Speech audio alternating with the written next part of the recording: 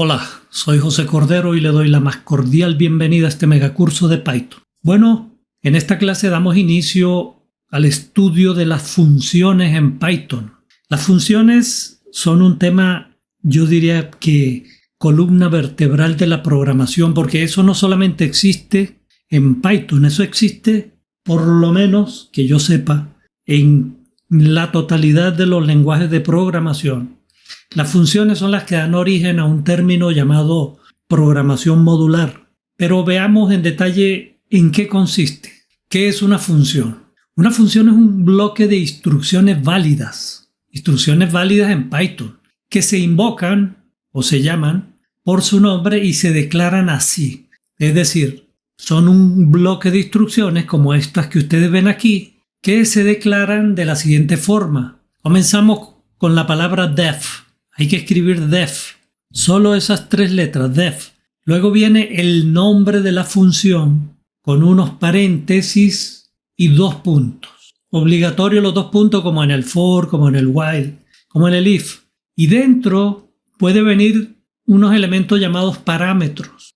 Por el hecho de yo tener aquí los corchetes, eso me dice que esos parámetros pueden ser opcionales. Es decir, si yo necesito hacer una función que tenga parámetros, los coloco, y si no, no coloco nada. Dejo los paréntesis vacíos. En el mundo de la programación, cuando ustedes en la sintaxis de un lenguaje consigan corchetes, eso es un indicador de que eso que está entre corchetes es opcional. Entonces, las funciones se declaran así. Def, dejamos mínimo un espacio, colocamos un nombre de función, unos paréntesis, colocamos las instrucciones que deben comenzar aquí alineadas por donde inicia el nombre de la función.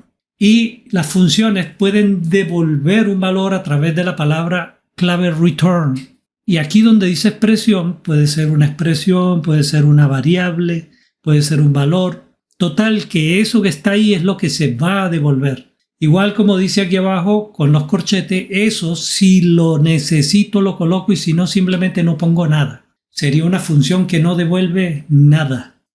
Con respecto al nombre de la función, es muy importante lo siguiente. No puede llevar espacios en blanco, no puede llevar guiones. El único separador permitido es el guión bajo. Aquí hay un ejemplo. Def, nombre de función, parámetro. Esta es la palabra clave def, que nos indica que ahí se comienza a definir una función, el nombre de la función y la lista de parámetros separadas por coma. Si yo coloco parámetros, todos ellos deben ir separados por una coma. Viene el bloque de instrucciones que se conoce con el nombre de cuerpo de la función. Y finalmente otro elemento que puede ir o no, es opcional, es el retorno, porque las funciones pueden retornar un valor al lugar desde el cual las invocaron o las llamaron por su nombre. Con respecto al nombre de la función, voy a decir algo muy importante. El documento PEP8, que es donde se dictan las normas de estilo, ¿verdad?, que uno debe emplear para codificar en Python, sugiere que los nombres de las funciones usen el snake case. Snake de serpiente. Bueno, esto quizás en alusión a la figura que uno conoce típica de una serpiente, arriba, abajo. Eso es lo que recomienda el documento PEP, que se haga uso de esa notación. Para los nombres de variables también el documento PEP8, 8 porque es la versión en la cual van actualmente, nos dice que las variables también deben usar, pero para mí personalmente, José Cordero, a mí me encanta usar el camel case, que es la primera palabra en minúscula, la segunda comienza con la letra mayúscula, luego minúscula, así como yo lo he venido haciendo a lo largo de todo el curso. De hecho, así lo voy a seguir haciendo. Pero el documento de estilos nos dice que tanto las variables como los nombres de funciones deberían usar el formato snake case. Bueno, ya queda de parte de ustedes. Cumplo con decirles lo que manda las normas y cómo lo hago yo. Claro, si yo estuviera en un equipo de desarrollo y el equipo de desarrollo me dice, mire, el estilo es este, pues nada, hay que apegarse a lo que manden, pero yo, los desarrollos que hago que son particulares, ¿verdad? Software que yo hago para vender, yo lo hago así. Aquí ahora sí tenemos un nombre de función como debe ser. Def, reporte de venta, los 2 puntos. Aquí, bueno, un grupo de instrucciones válidas en Python. Así es. Fíjense que no tiene return, tampoco tiene parámetros, porque esos son opcionales. Si no los necesito, no los coloco. Ahora, ya hemos visto cómo se escribe una función, pero ¿cuál es la razón de ser de una función? ¿Para qué sirve? Miren, las funciones sirven para reutilizar código. Es decir, yo defino un bloque una vez, por ejemplo y si necesito varias veces hacer esto, no tengo que copiar y pegar varias veces, sino simplemente llamarlo por su nombre cada vez que lo necesite. Eso es. A eso se refiere la reutilización del código. Eso evita que el código empiece a crecer y a tomar un tamaño muy, muy, muy grande que después para hacerle mantenimiento, es decir, corregir errores, hacerle mejoras, se torna dificultoso. Entre menos líneas de código nos salga, mejor. Facilitar la lectura y la comprensión del código. Si una persona agarra un programa de 2000 líneas y se pone a revisar fragmento por fragmento, tal vez no entienda bien las cosas. En cambio, si una persona viene a revisar el reporte de ventas, lo revisa, lo mira, probablemente lo entienda. Y si yo tengo que hacerle una modificación a la salida, esa que muestra el reporte de ventas, yo no tengo por qué arrancar hacia otro lugar del sistema si no me vengo directo aquí, al reporte de ventas. Cualquier cambio que quiera hacer a ese proceso, a esa salida, pues aquí no tengo por qué arrancar hacia otro lugar a hacer revisiones que no vienen al caso. Promueve la abstracción. La palabra abstracción viene de abstraer y abstraer significa delimitar algo para analizarlo. Bueno, es lo mismo que estamos haciendo. Aquí delimitamos a que todo este código Python sea exclusivo para el reporte de venta. Aquí no debería haber código de otro proceso, solo reporte de venta. Entonces logramos delimitar las secciones que conforman nuestro sistema. Facilitar la depuración y corrección de errores. Bueno, lo acababa de decir. Si yo tengo que hacerle una mejora al reporte de ventas, yo me vengo aquí. No tengo que andar brincando por otras partes, por otros módulos, por otras funciones, no. Y si el reporte de ventas está dando algún problema, algún error, pues aquí es donde yo tengo que venir a revisar, no a ningún otro lugar. Finalmente, promueve la usabilidad y el desarrollo iterativo e incremental. ¿Usabilidad qué quiere decir? Bueno, el término usabilidad en general es que podemos usar cosas que otra persona hizo. Igual es aquí. Esta función, si termina siendo una función muy importante que se usa en varios proyectos, pues la podemos lanzar a la biblioteca de código, convertirla tal vez en un módulo y luego desde otros proyectos que están haciendo otras personas simplemente importan el código bajo la figura de un módulo, ¿no? Entonces a eso se refiere la usabilidad, hacer código que después yo mismo como programador u otras personas en otros proyectos las puedan usar, siempre que sean funciones genéricas, es decir, que sirvan para un propósito y no importa el proyecto en el cual se usen, ¿no? Bueno, y en cuanto al desarrollo iterativo e incremental, esto de desarrollo interactivo e incremental son metodologías de desarrollo de software y esas dos metodologías hablan de que el código, cuando se desarrolla un sistema, hay que hacerlo por fragmentos, irlo delimitando, entrada de datos. Los reportes, solo los reportes, no empezar a codificar todo, porque por lo general lo hacen personas, cada módulo del programa lo hace tal vez una persona distinta. Entonces, cuando ellos dividen y asignan tareas, esas divisiones después se van mejorando, se van integrando, se van uniendo, se van probando. Pero a lo que voy es que cuando dije dividir, se trata de eso, de hacer funciones y cada programador se dedica a hacer una o varias funciones, pero solo él se dedica a eso, él piensa solo en eso, no tiene que distraerse con más nada. Bien, entonces sirve para lo que es el desarrollo de software. Es una buena técnica, una buena práctica. Ahora sí, veámoslo como es en la vida real. Imagínense ustedes que yo tengo un programa que hice y tiene como mínimo 254 líneas de código. Aquí está el import, declaramos un diccionario, una lista, qué sé yo. Y viene un proceso 1 que nos consume 50 líneas. Luego un proceso 2 luego un proceso 3 y más abajo, por alguna razón, se necesita hacer de nuevo el proceso 1. Pero aquí yo lo que hice fue copiar y pegar. Y más abajo todavía se requiere volver a hacer el proceso 2. Y yo de nuevo lo que hice fue copiar y pegar. Entonces este programa creció mucho. Si una pantalla de un editor normalmente nos muestra 25 líneas de código aproximadamente, este sistema que está aquí, este programa, como tiene 254 líneas, quiere decir que se consume unas 10 pantallas. Es decir, para yo llegar al último proceso yo debo hacer scroll y avanzar durante 9 pantallas para llegar a la última, a la 10ª. Y si luego tengo que volver al comienzo, entonces arriba y abajo. Eso hace incómodo la revisión, la modificación o la corrección de errores. ¿Y qué es lo que logramos con funciones? Del lado derecho tenemos la versión, aquí tenemos la versión monolítica de un programa hecho todo como un solo bloque, que es lo que no se debe hacer. Aquí está la versión como sí se debe hacer. Este programa yo lo llevé a una versión con funciones, pero estoy mostrando un gráfico para que usted me entienda lo que yo voy a explicar de ahora en más.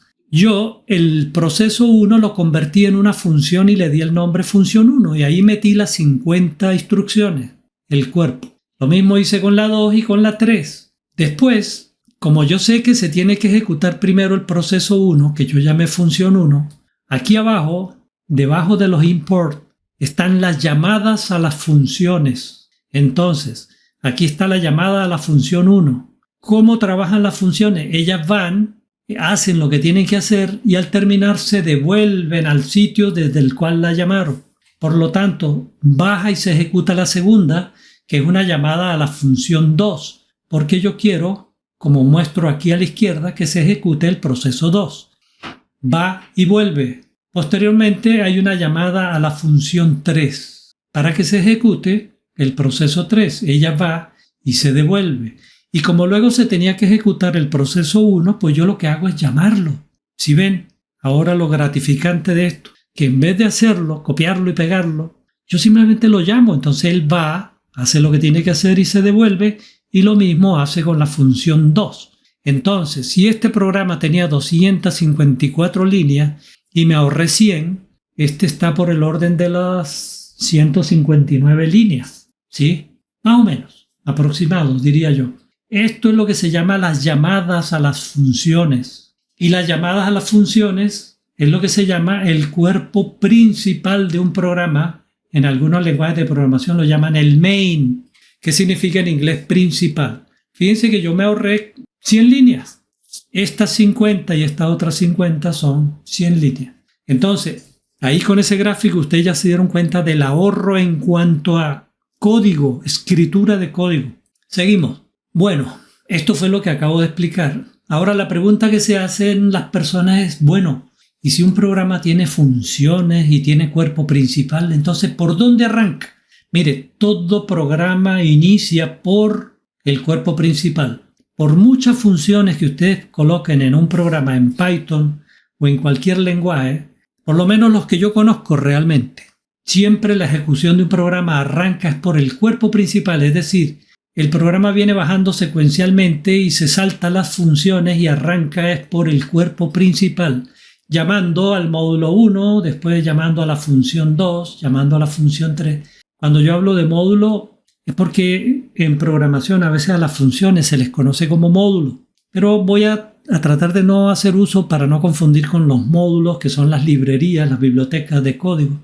Hablemos de las funciones. A ver, viene bajando y llama a la función 1, función 2, función 3, luego vuelve a llamar a la 1 y luego vuelve a llamar a la 2. Todo programa inicia en secuencia por el cuerpo principal, ¿sí? O sea, viene, importa lo que tiene que importar, declara las variables y después empieza a llamar a las funciones.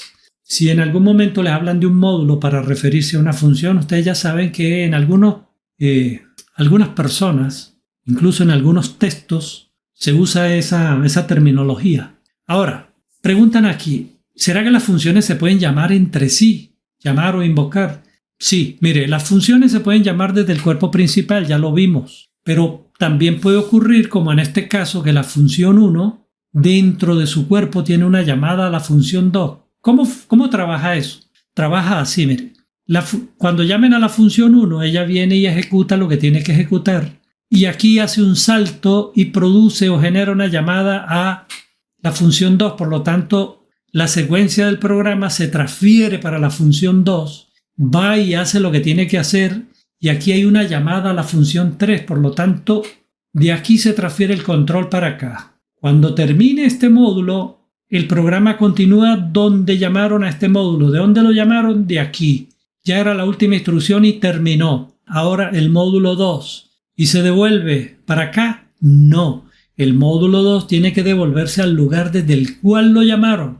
O sea, quiero decir, la secuencia de ejecución de este programa tiene que volver al lugar desde el cual llamaron al módulo 2. Por lo tanto, vuelve aquí. Y al terminar el módulo 1, ahora sí, viene para acá y bueno, sigue como lo hemos explicado hasta el momento. Pero efectivamente una función puede llamar a otra o a otras. Ahora, ¿cómo y dónde se declaran? ¿Cómo? Ya sabemos ustedes. Sub, el nombre de la función, paréntesis, 2 puntos y dentro el cuerpo. Así con todas. ¿Dónde se declaran? Mire, en algunos lenguajes exigen que las funciones vayan por encima del cuerpo principal. Hay otros lenguajes de programación donde es al contrario. Exigen que las funciones vayan debajo del cuerpo principal. En el caso de Python, se nos exige que las funciones estén sobre el cuerpo principal. Y para efectos de las llamadas entre funciones, una función puede llamar a otra función que esté por encima o que esté por debajo, pero en atención a mantener el mismo estilo, vamos a hacerlo de tal manera que si una función necesita llamar a otra, esa otra tiene que haber sido definida o declarada previamente. Hago la salvedad de que se puede a nivel de funciones, no importa, pero vamos a mantener el mismo estilo, que es llamar a una función que previamente haya sido definida. Pero en cuanto a las funciones y el cuerpo principal, sí es obligatorio. No hay manera, por lo menos que yo sepa, de poder llamar a una función debajo del cuerpo principal. De hecho, da error de interpretación. Dicho eso, aparecen dos términos muy usados cuando se trabaja con funciones. El término argumento y parámetro. ¿Qué será eso? Dice, los argumentos son los valores enviados hacia las funciones en las llamadas. Aquí abajo, cuando yo llamo a la función 1, entonces dentro de los paréntesis yo puedo colocar la lista de argumentos separadas por coma. Así como dijimos que los parámetros se separan por coma. Entonces, lo que se coloca en la llamada se llama argumento, ¿sí? Y si yo coloco 3 argumentos, a la función 1 le estoy pasando 3 argumentos, yo aquí en la función 1, en su declaración, tengo que colocar 3 parámetros. Siempre es la misma cantidad. Si aquí no coloco, aquí no coloco. Si aquí coloco 3, aquí tengo que colocar 3. Y el orden de asignación de valores es de izquierda a derecha en el mismo orden. Es decir, el primer valor lo recibe parámetro 1, el segundo valor lo recibe parámetro 2 y el tercer valor lo recibe parámetro 3. De igual manera con la función 2. Bien, entonces, argumento es lo que se coloca aquí, que puede ser valores como 4, como 5.8, como esta cadena, como true e incluso una variable. Una variable puede ser un argumento, le pasa el valor de la variable al otro. Ahora bien, ¿y qué son los parámetros? Son las variables, pero yo coloqué entre comillas, que reciben los valores que se envían, en las funciones. ¿Cuáles valores? Los que se envían en los argumentos. Son las variables que reciben los valores en la declaración de la función, debió decir ahí. Estos, parámetro, pero lo llaman parámetros, pero en honor a la verdad, son variables que se usan para recibir los valores que vienen de los argumentos. Así de sencillo es. Entonces, cuando hablemos, el proceso de envío y recepción se llama pase de parámetros. No se dice pase de argumento. Se llama pase de parámetros, pero los parámetros son los que están en la declaración y argumentos son los que están en la llamada. Hay personas que utilizan esto, a esto le llaman parámetros, a esto le llaman argumentos. Los programas van a correr igual, pero para efectos de comunicación con nuestros colegas programadores hay que usar el término correcto, argumento, parámetro. Y las funciones pueden devolver o retornar valores hacia el punto de retorno. Ya voy a hablar de esto, punto de retorno. Sí, ya venimos diciendo que las funciones pueden devolver valores hacia el punto de retorno. Mire, si aquí en el programa principal o dentro de una función hay una llamada a otra función, como en este caso estamos llamando a la función 1, le paso estos argumentos los reciben los parámetros 1, 2 y 3 respectivamente. Con ellos la función hace algún proceso y luego return valor. A través de la palabra clave return, ella devuelve un valor. Abajo anteriormente dijimos que era una expresión. Sí, puede ser una suma, cualquier expresión válida, o puede ser una constante o puede ser una variable. El caso es que ese valor es devuelto ¿a dónde? Al punto de retorno. ¿Y cuál es el punto de retorno? El lugar desde el cual se llamó a la función. Desde ahí la llaman y ahí retorna. Claro, cuando retorna puede ser que haga algo más o siga directamente hacia abajo. Ya eso lo vamos a ver. Bueno, ya saben lo que es el punto de retorno, que no es otra cosa que el lugar desde el cual la llamaron. Aquí llaman a la función 3. Cuando la función 3 termine, no se devuelve al programa principal, se devuelve al punto de retorno. Sigue haciendo la otra y se termina. Bien, ahora, el retorno de valores se puede hacer a través de la palabra clave return o también a través de los parámetros. Es decir, que estos señores que sirven para recibir los valores de entrada, así se dice, los que le vienen de abajo, también en algunas ocasiones ellos pueden servir para devolver. Pero eso lo vamos a ver todo a su debido tiempo. Ahora viene otro concepto nuevo que entra y aparece en la escena a raíz del uso de las funciones y es variables globales y variables locales. Anteriormente, me devuelvo un poquito más, aparecieron dos términos, argumento y parámetro.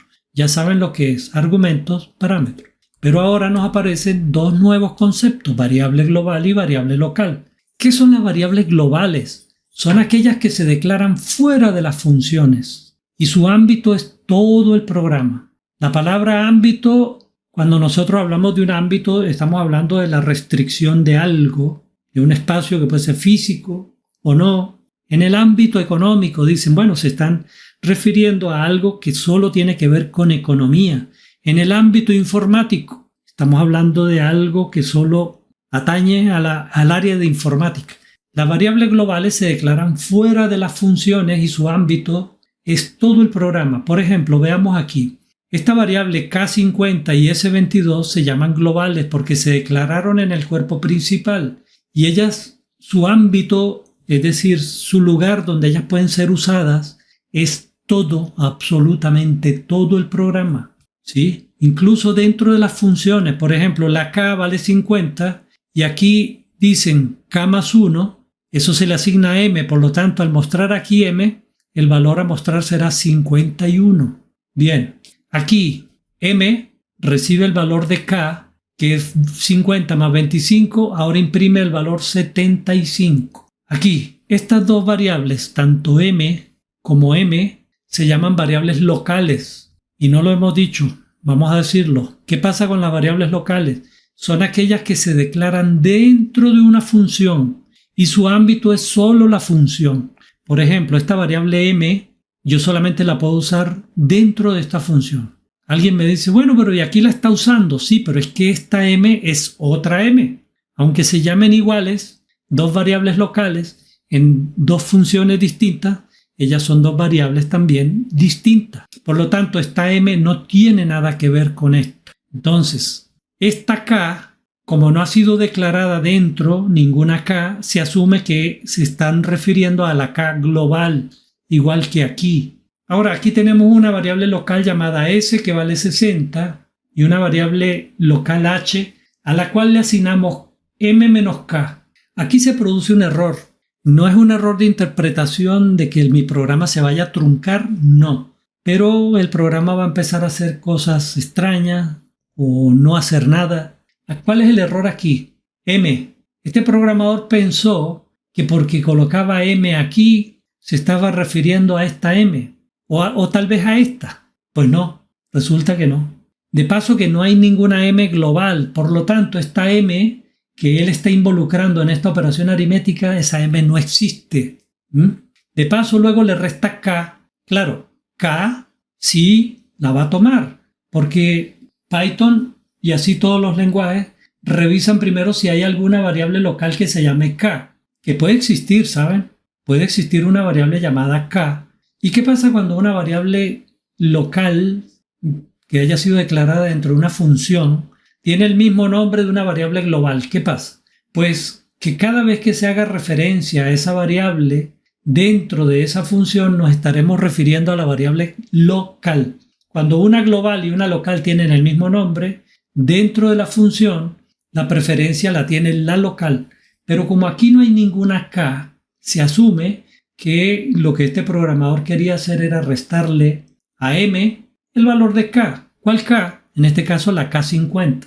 Pero el error viene en que m no existe. Como no existe ni global ni local, esto va a generar un error lógico. Bien, entonces, recapitulando. Dos variables locales pueden tener el mismo nombre, pero son dos cosas distintas. Si una variable local tiene el mismo nombre que una global, pues cada vez que se haga referencia a esa variable, se asume que nos estamos refiriendo a la local, ¿sí? En este caso hacen referencia a una k, pero como no hay ninguna k local, entonces se asume que se están refiriendo a la k global. Así es. Entonces las variables globales se pueden usar en todas partes, hasta en el cuerpo principal, mientras que las locales están limitadas solo al área donde se declaran, es decir, a la función donde ellas fueron declaradas. Al salir de ahí, de esa función, es como si alguien tomara un borrador en memoria y borra todo eso. Chao. Nada de eso existe. Bueno, esto ha sido todo. Ha sido un poquito extenso, pero bueno, son aquellos conceptos que tenemos que manejar para poder entender luego la lógica de programar. Así que muchas gracias por su atención y vayámonos a programar.